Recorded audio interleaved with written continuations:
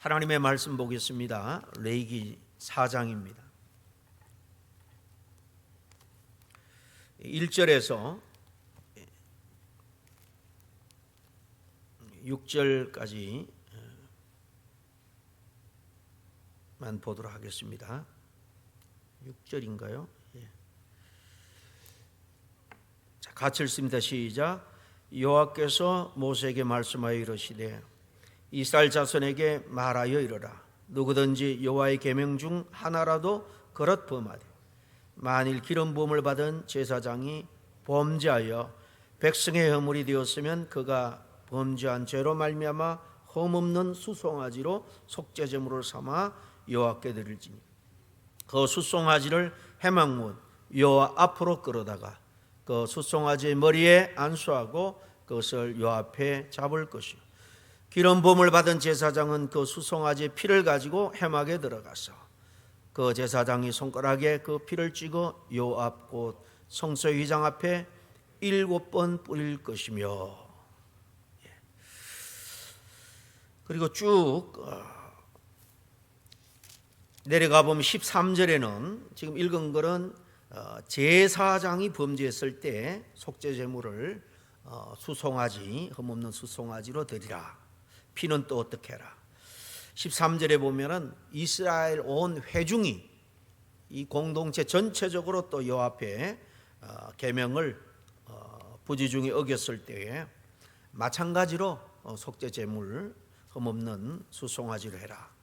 또 쭉 가보면은 그 한 족장이 한 그 가문의 족장이 또 이렇게 범죄했을 때 수염소로 속죄제를 드리라. 또 27절에 가보면 일반 평민 중에 한 사람이 그렇게 부지중에 죄를 범했을 때 흠없는 암염소로 해라. 또 어린 양을 드릴 때는 흠없는 그런 암컷 새끼를 드리라. 그 5장에도 보면 13절까지가 속죄제입니다. 그리고 뒤에 조금 14절부터 19절까지가 속건제인데요. 5장도 지금 한 장 한 장 지금 번제, 소제, 화목제 쭉 읽어오다가 4장 속죄제는 이 가장 중요한 제사기 때문에 그런지 모르겠습니다만은 양이 많아요. 5장까지 넘어갑니다. 그래서 오늘 5장에 보면은 그런 제물을 드릴 형편도 못 되면 작은 속죄제물 염소 또 양 새끼라도 드릴 수 없으면은 비둘기 2마리 또 집비둘기 새끼 2마리를 드려라. 그에도 못 미치면 또 이 가루를 떡을 만들어서 이렇게 기념물로 드리라. 그렇게 여러 가지 이 속죄 제사에 대해서 말씀하고 있습니다. 이 속죄제라는 것은 말 그대로 죄를 지었을 때 죄 사함을 받는 속량함을 받는 그런 제사입니다.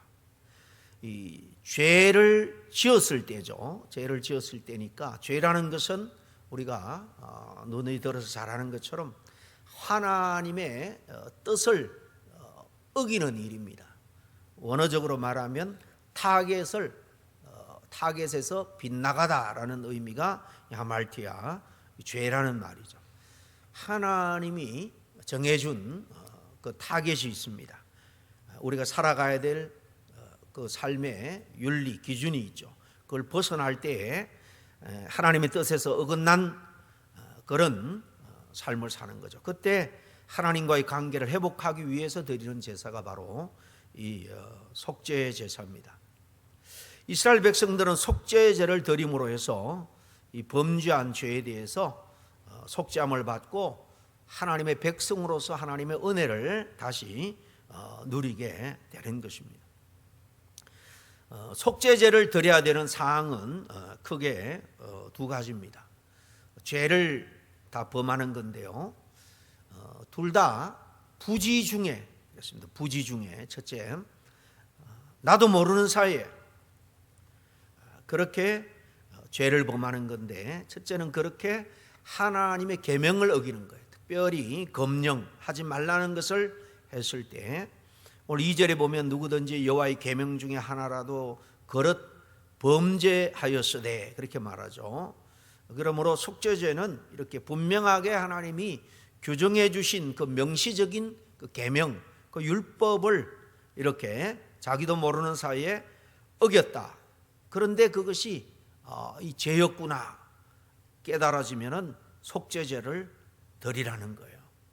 사실 못 깨닫고 아니면 또 죄의 임박이어서 그냥 넘어가는 수도 있습니다. 그러면은 7월 10일 대속죄일에 한꺼번에 모든 하나님의 백성 이스라엘 전체의 죄를 또 속량해 주는 대속죄일 이 제사를 통해서 매년 또 죄를 완전하게 하나님이 다 처리를 해 줍니다. 이렇게 부지 중에 계명을 어겼을 때, 둘째는 법정에서 참된 정언을 하지 않는다든가 자기가 아는데도 기피한다든가 할 때, 부정한 그런 물체 등에 접촉했을 때, 또 맹세한 것에 대해서 약속을 이행하지 않을 때, 나중에 이게 깨달아질 때 속죄죄를 드리라는 것입니다. 5장에 가보면 1절과 2절에 만일 누구든지 저주하는 소리를 듣고서도 정인이 되어 그가 본 것이나 알고 있는 것을 알리지 아니하면 그런 자기의 죄를 져야 할 것이요 그 허물이 그에게로 돌아갈 것이며, 만일 누구든지 부정한 것들, 그 부정한 짐승들의 사체나 부정한 가축의 사체나 부정한 곤충의 사체를 만졌으면 부지중이라 할지라도 그 몸이 더러워져서 허물이 있을 것이요. 3절에도 그 거짓 맹세에 대해서 맹세에 대해서 어겼을 때, 실행하지 않았을 때 그런 이야기들이 나옵니다. 어느 것이든지 말씀드린 것처럼 고의성이 없는 그런 잘못과 허물, 죄입니다. 그럴 경우에 속죄 제물을 가지고 제사장 앞에 나와서 제사를 드린 거죠. 부주의하거나 또는 태만해서 저지르게 되는 범죄 행위들인데요, 만약에 고의적으로 의도적으로 죄를 범했다, 어떻게 하느냐? 거기에 따른 형벌은 그 성회, 거룩한 공동체로부터 추방되는 일밖에 없습니다. 사실 우리 기독교에도 출교라는 게 있죠. 의도적으로 교회를 파괴하려고 한다든가 할 때는 이 교회 헌법에도 사실 가장 무거운 형벌이 출교입니다. 출교. 이 공동체로부터 추방하는 밖에 없고, 굳이 불식간에 알지 못하게 또 내가 게을러서 그렇게 범하였다가 깨달아질 때 다시 회복할 기회가 있는 거죠. 신약에도 보면 성령을 회방하는 죄는 결코 사함을 얻지 못한다 그랬습니다. 모든 죄는 다 용서를 받았대요. 자, 속죄죄의 특징은 한마디로 말하면 오늘 말씀에도 나오지만 성소에 들어가서 피를 뿌린다는 거예요. 여기에 대해서는 좀 뒤에 깊이 좀 말씀을 드리겠습니다. 오늘 이 4장, 5장 13절까지가 이 속죄제에 대한 규례인데요, 우리가 1, 2, 3장을 통해서 번제, 소제, 화목제 제사에 대해서 우리가 살펴봤죠. 다 제물을 소로 드릴 때 양으로 염소, 또 비둘기나 곡식으로 드릴 때 각각 이렇게 제물을 중심으로 규례를 설명했지만은, 이 속죄제는 제사를 드리는 사회적인 그 주의를 중심으로 정한 규례들을 설명을 합니다. 오늘 본문 읽은 것 중에 3절에는 만일 기름 부음을 받은 제사장이 범죄하여 백성의 허물이 되었으면 그가 범죄한 죄로 말미암아 흠없는 수송아지로 속죄 제물을 삼아서 여호와께 드릴지니라 그랬죠. 이 말씀은 제사장이 죄를 범했을 때 속죄 제사를 이렇게 드리라 쭉 나오는데 12절까지입니다. 13절에는 전체 회중이 공동체가 함께 모르고 하나님의 계명을 어겼을 때, 22절에는 아까 제가 읽은 것처럼 족장들이 죄를 범했을 때, 그리고 27절에 가보면 일반 평민 중에 한 사람이 죄를 범했을 때 속죄제사를 어떻게 드리라. 5장으로 가보면 가난한 자, 그의 일반 평민이 들 속죄 제물도 없으면 더 그 형편에 맞게 또 속죄제를 드릴 수 있도록 규정을 정해 주십니다. 이 속죄 제사의 의식에 대해서 다른 제사와 비교하면 이 속죄제가 가장 아까부터 말씀드린 것처럼 자세하게 설명을 해주고 있습니다. 그만큼 중요한 제사죠. 먼저 제사 드리는 이 제사자는 신분에 따라 자신이 드려야 되는 흠없는 희생제물 동물을 선택을 합니다. 그리고 그 제물을 회막문 입구로 가져와서 머리에 손을 얹고 안수합니다. 자기와 일치를 시키는 거죠. 다른 말로 하면 자기의 죄를 예꾸전 희생제물에다가 다 전가시키는 거예요. 뒤집어 씌우는 겁니다. 그리고는 잡습니다. 여기까지는 앞에 그 짐승 다른 제사들하고 다 같습니다. 그런데 그 이후에 의식은 이 속죄제가 아주 독특한 면이 있다는 거예요. 번제 화목제의 경우는 제사장이 제물의 피를 그 뜰에 있는 단 주위에 그냥 뿌렸습니다. 그런데 속죄제에서는 피의 일부를 이 대야에다 담아서 제사자의 신분에 따라서 다양하게 그 대야에 담은 피를 처리를 했고 또 나머지는 그냥 담 밑에다가 부었습니다. 각각의 경우를 보면 기름 부음을 받은 제사장 그리고 이 회중 같은 경우는 이 송아지죠. 소로 드립니다. 똑같이 제물이 같습니다. 무게가 같다는 거죠. 이 속죄제를 드릴 경우는 대제사장이 이 피를 가지고 회막 안으로 들어가서 피를 성소의 휘장에다 붓습니다. 휘장은 예수님 십자가에 달려 돌아갈 때 찢어졌죠. 그래서 이제 완전히 하나님의 그 임재, 하나님 보좌 앞으로, 거기는 법궤가 있잖아요. 법궤 위에 이 카바 뚜껑이 시온자, 하나님의 그 쉐키나의 영광에 거기에 임재하는 곳이다. 바로 이 휘장에다 그 대야에 담은 피를 먼저 뿌립니다. 왜냐하면 휘장이 열려야지 하나님의 그 임재 앞으로 나아가서 하나님을 경험할 수 있거든요. 그러니까 하나님 앞에 죄를 속량받기 위해서는 휘장을 대속의 피로 정결하게 해서 제사장이 그 행위를 하지만은 그 죄인이 하나님 앞으로 영적으로 나아가게 되는 겁니다.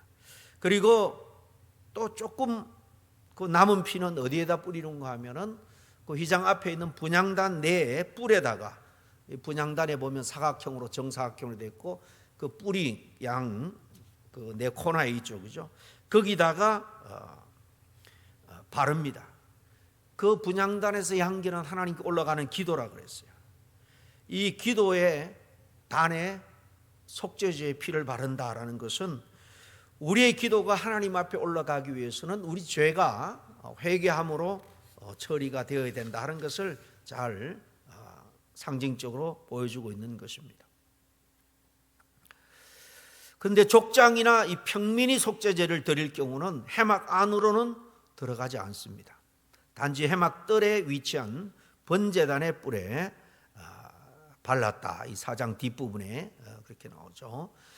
그런데 이 레위기 16장에 소개하는 대속죄일에는 대제사장이 피를 가지고 어디까지 가는가 하면 지성소까지 들어가서 언약궤를 덮고 있는 그 속죄소 시온자 그 앞에다가 뿌립니다. 이렇게 1년에 한 번 여기 뿌림으로 죄를 다 덮는 거죠. 도말하는 거죠. 그러니까 죄의 경중과 상에 따라서 속죄하는 짐승의 그 희생 제물에 피가 뿌려지는 것이 달라졌다라는 말입니다.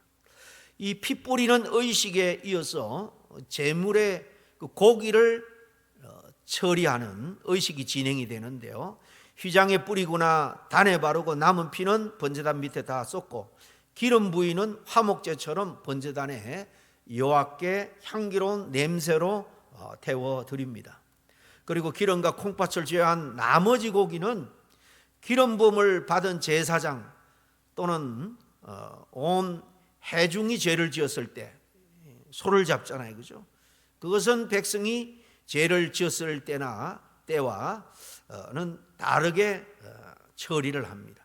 제사장이나 온 회중이 부지 중에 죄를 지었을 때는 제물의 나머지 부분, 아까 기름이나 콩팥 같은 것을 태워드리고 향기로운 냄새로 번제단에 태워지고, 나머지는 다 고기까지, 가죽은 물론이고 머리, 다리, 내장 다 짐 밖으로 나가서 죄를 버리는 곳에 번제단에 계속 죄가 나오잖아요. 아침 저녁으로 상번제로 이 제물을 담아서 번제를 드리고 하니까 계속해서 죄가 나오잖아요. 이 죄를 버리는 곳은 또 성소 바깥 한 곳 지정을 해서 버리게 하는데, 거기 가서 불에 다 태우라는 거예요. 제사장이 범죄하거나 회중 전체가 공동체적으로 죄를 범했을 때는 그 어떤 것도 누가 먹을 수 없어요. 그런데 만약에 일반 백성 중에 하나가 속죄제를 드릴 때는 단지 기름 부위와 콩팥만 태우고 나머지 고기는 제사장 몫으로 돌렸습니다. 가난한 사람은 가축 대신에 물론 이제 다른 또 제물은 처리하는 게 달랐죠. 가난한 사람은 비둘기 2마리, 산비둘기 2마리, 집비둘기 새끼 2마리로 드릴 수 있고, 그래서 하나는 번제로 하나는 속죄제로 드리라 5장 7절 이하에 보면 나와 있습니다. 그것도 형편이 못 미치면 유황과 기름을 넣지 않은 고운 가루 10분의 1을 또 섞어서 속죄 제사로 드릴 수 있습니다. 이때 한 줌의 기념물만이 제단에 태워졌고 나머지는 제사장에게 주어졌습니다. 처럼 속죄제는 제사를 드리는 사람의 신분에 따라서 드리는 제물과 의식이 다 다릅니다. 이렇게 다르게 설명이 되는데요. 앞에서 간단하게 설명했습니다만 속죄제를 드릴 때 신분에 따라 드려야 되는 제물들이 이렇게 다른 이유는 각자의 사회적인 위치, 사회적인 책임, 그리고 또 죄의 심각성이 다 신분에 따라 달랐다는 것입니다. 그래서 속죄의 방식이 다 다르게 규정이 된 거예요. 구약에서 제물의 종류와 제사 방식은 그 사람의 지위와 책임에 따라가 이렇게 차별화됐고, 이는 죄의 심각성과 관련이 있다는 겁니다. 제사장의 죄는 그만큼 크다는 거죠. 하나님이 그만큼 또 귀한 직분을, 거룩하고 구별된 직분을 줬는데 죄를 범했다. 그것은 일반 평민과 그 죄를 처리하는 강도가 이렇게 다르다는 것. 제사장이 하나님의 일을 직접 수행하기 때문에 그가 범한 죄가 공동체 전체에 영향을 미치기 때문이겠죠. 또 하나님 사이에서 중재자 역할을 하기 때문에 죄가 있으면은 본인은 물론이고 이스라엘 백성들도 하나님 앞에 나갈 수 없으니까 구약 시대에는 그렇게 아주 크게 다룬 겁니다. 회중의 이 속죄제를 보면 이스라엘 전체를 의미하는데, 회중이 단체적으로 죄를 범했을 경우 당연히 공동체 전체가 영향을 받기 때문에 제사장이 죄를 범했을 때 속죄제와 거의 같은 수준으로 제물도 흠없는 수송아지 같고, 이유는 공동체의 죄는 여러 사람에게 영향을 미치기 때문입니다. 그만큼 죄의 범위가 넓죠. 심각하죠. 그래서 흠없는 수송아지를 바치게 한 것입니다. 이스라엘 족장의 속죄제물은 흠없는 염소고, 일반인의 속죄제물은 흠없는 암염소나 양을 드립니다. 가난한 자는 또 말씀드린 것처럼 그에 맞게 하나님이 고려를 배려를 해 주셨습니다. 그만큼 일반인들은 제사장이나 족장보다 사회적인 책임이 적기 때문에 그 죄의 심각성이 상대적으로 낮다고 여기기 때문입니다. 일반인 한 사람의 죄는 그 한 사람의 죄로 거의 끝날 가능성이 많지만은 제사장이 죄를 범하고 공동체가 죄를 범하면 그 선민 이스라엘 공동체가 살아날 길이, 다시 하나님께로 갈 길이 없기 때문이죠. 이렇게 하나님은 그 사람의 형편, 경제적인 상황에 맞게 선택할 수 있도록 사랑으로 배려해 주신 것을 우리가 볼 수가 있는 것입니다. 하나님께서 우리에게 오늘날 많은 은혜를 주셨고 또 큰 직분을 주셨다면 그만큼 책임 있게 우리는 주님 앞에 헌신해야 한다는 것을 잘 알 수가 있는 것입니다. 하나님은 많이 맡긴 자에게 많이 기대하시고 적게 맡긴 자에게는 당연히 적게 기대하는 거예요. 처럼 속죄제의 제물의 차이는 사회적인 책임과 제 심각성에 따라 다 다르다 하는 것을 알 수가 있습니다. 마지막으로 이 죄를, 속죄제를 드리는 목적이 죄를 물론 속량하기 위한 거죠. 제물에다가 안수를 한다는 것은 내 죄를 거기다가 뒤집어 씌운다는 겁니다. 그리고 다 아무도 먹지 못하게 하고 제단에다 아니면 죄를 버리는 곳에든지 다 태워서 아주 좋은 부위까지 다 태워서 아무도 먹지 못하게 합니다. 동물로 드리는 모든 제사가 하나님의 진노를 가라앉히는 속죄의 기능이 있다라는 것은 자명한 일입니다. 하지만 각 제사의 의식의 독특한 점은 이 각 제사의 강조점과 목적이 무엇인가 하는 것을 잘 보여주죠. 번제라는 것은 속죄 제물을 잡듯이 그렇게 잡아서 드리죠. 그러니까 거기는 헌신이 주 목적이지만 먼저 죄를 사하는 그런 의미도 번제는 항상 같이 갑니다. 이 번제는 제물을 다 번제단에서 불살라서 드린다. 그러므로 하나님 관계 회복된다라고 말씀드렸는데 전적인 헌신이라는 거예요. 다 내 몸을 불살라 하나님께 헌신하듯이 번제 제물을 그렇게 드립니다. 화목제는 번제를 드린 다음에 드리는 제사죠. 이제 하나님과 관계가 회복이 되었습니다. 그래서 평화와 구원에 대한 감사가 넘치고 그래서 그 제물을 함께 나누는 즐거운 축제 제사로 그렇게 만들어 갑니다. 근데 이 속죄 제사의 독특한 것은 아까도 말씀드린 것처럼 피 뿌리는 의식이 있다는 겁니다. 구약에서 속죄제는 이 정결 또는 정화와 관련 많습니다. 그래서 이 속죄제를 영어로 번역할 때는 sin offering이라고도 하지만은 purification offering이라고 번역을 하기도 합니다. 이 정결하게 하는 제사죠. 이 속죄제의 피 뿌리는 의식은 이스라엘의 죄로 말미암아 부정해진 것을 깨끗하게 씻어내는 효력이 있는 것으로 설명을 합니다. 즉 죄가 사람을 더럽힐 뿐만 아니라 하나님의 성소까지 오염시키기 때문에 그 오염된 모든 것을 이렇게 정결하게 하는 수단, 그게 바로 속죄 제물, 희생 제물의 피라는 것을 잘 보여줍니다. 한마디로 속죄제는 죄로 생긴 오염과 더럽힘을 처리하는 제사입니다. 속죄제는 성소 또는 성전을 정결케 함으로 해서 하나님이 이스라엘 가운데 지속적으로 머물고 또 은혜를 베풀어 주실 수 있도록 하는 겁니다. 그러므로 속죄제의 가장 중요한 목적은 뭐냐? 그들 가운데 하나님이 떠나지 않고 계속 머무르게 하기 위함입니다.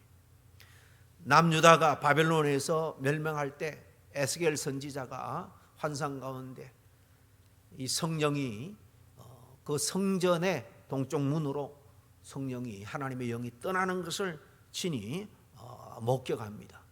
그리고 나중에 때가 되면 그 하나님의 영이, 하나님의 임재를 의미하는 성령이 다시 성전으로 돌아오는까지 나중에 회복될 것을 또 이렇게 환상 가운데 보여주죠. 이번 3월달 우리 구역 공부가 스가랴입니다. 스가랴는 그 50년 후에 마지막 성전이 무너지고 50년 후부터 이제 1차, 2차, 3차가 돌아오죠. 그리고 1차가 온 다음에 20년 후에 성전이 서룹바벨 성전이 재건이 됩니다. 그래서 성전이 마지막 3차 때 무너지고 잡혀간 다음에 50년 만에 돌아와서 성전을 짓기를 시작하고 중간에 방해를 받아가 중단했다가 20년 만에, 그러니까 50년, 20년, 70년 만에 예레미야가 다시 이스라엘이 회복된다라는 예언이 바로 성전을 중심으로 이스라엘 삶은 움직이기 때문에 성전이 기준입니다.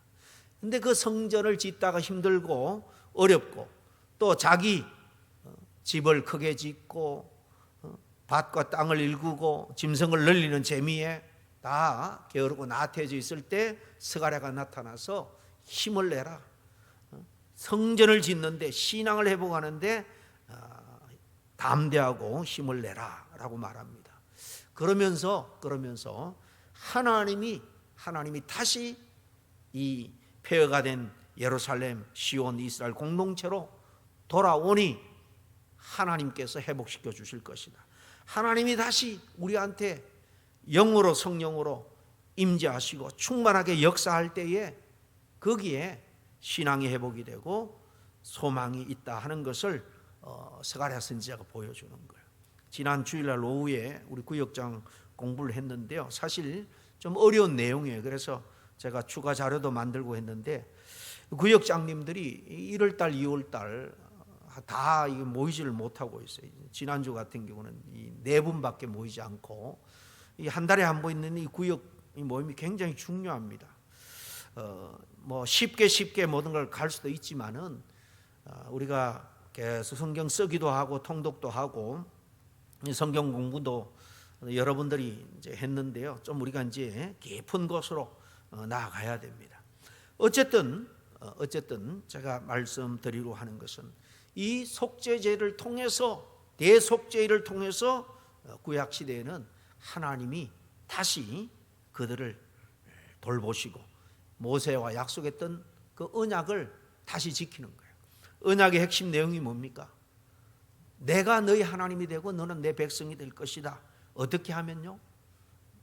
내가 너희들과 맺은 이 언약법을, 이 율법을 지킬 때에 죄를 짓지 않고 하나님의 뜻대로 살 때에 내가 너희 하나님이 되어서 너를 보호하고 끝까지 구원하겠다. 바로 이것이 구약입니다. 옛 약속이에요. 옛 약속. 이게 구약 성경의 핵심적인 영적인 의미입니다.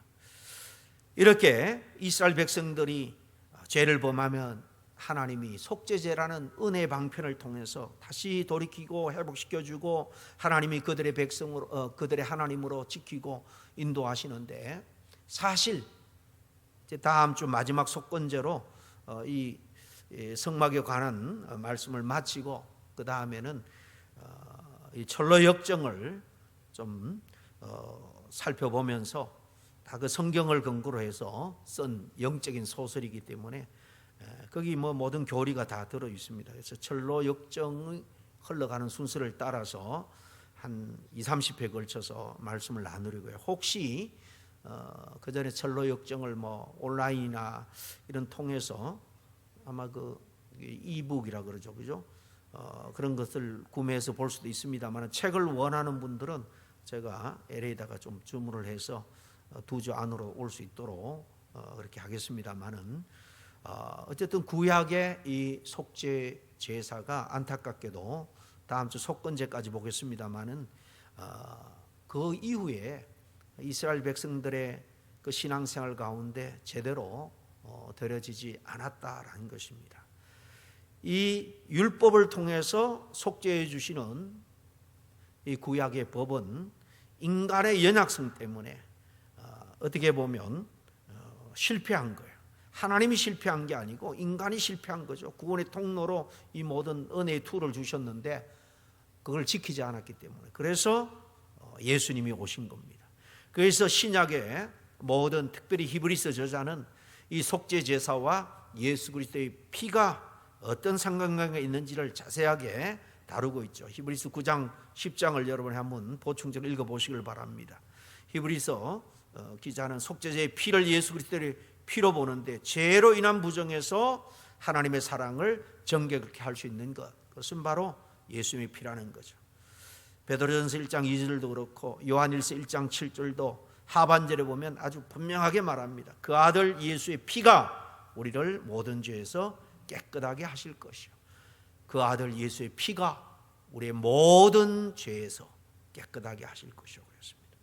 그러므로 우리는 십자가에 설린 우리 주 예수 그리스도의 피가 영원한 속죄를 이뤘음을 믿기 때문에 날마다 우리의 양심을 깨끗하게 하고 죽을 행실을 떠나서 살아계신 하나님을 잘 섬기는 그런 저와 여러분이 되어야 될 줄로 믿습니다.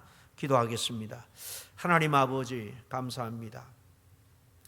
먼저 부름받은 이스라엘 백성들은 죄를 범할 때 그 죄의 고난과 또 고통에서부터 하나님이 속죄의 은혜를 베풀어 주시고 다시 하나님의 백성으로 인도하기를 원했지만은 긴 역사 가운데 그들은 하나님의 언약을, 약속을 저버리고 말았습니다.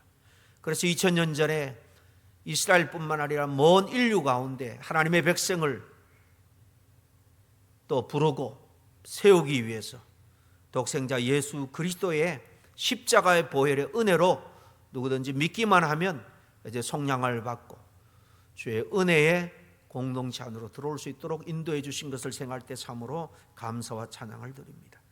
우리 주 예수 그리스도의 피가 정말 우리의 영원한 속죄를 이루셨음을 믿습니다. 그러므로 은혜에 합당한 삶을 살아갈 수 있는 우리 모두가 되게 하여 주옵소서. 예수님 이름으로 기도하옵나이다.